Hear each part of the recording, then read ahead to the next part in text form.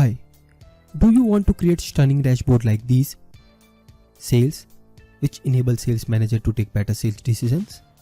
A HR dashboard that displays important HR matrices using interactive data visualization. Income statement, which outlines revenue and expenses, including subcomponents too, for each period of given fiscal year. MTD sales report, which helps you to compare your monthly KPI performance with previous month or same period of previous year.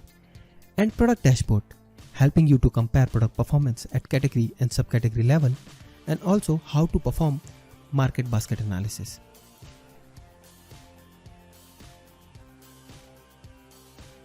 Welcome to this course of Learn Microsoft Power BI for Data Science, introduced by EC Analytics Consulting.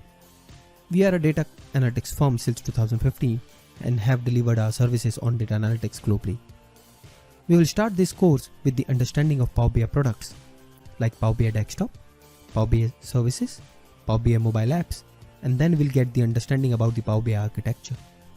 After that, first thing which we will learn is how to load data and how to use Power Query Editor for data transformation, how to transform date, text, number values using Query Editor. Then we'll cover the very important concept of data modeling, why it's required, why we store our data in multiple tables.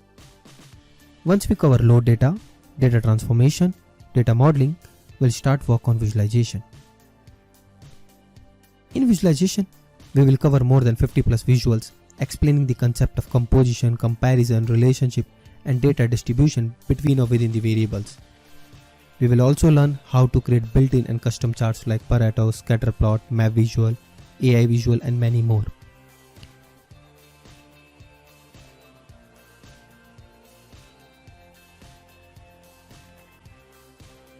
Along with visual, we'll also start work on DAX calculation. We'll cover more than 50 plus DAX functions to solve the reporting problems.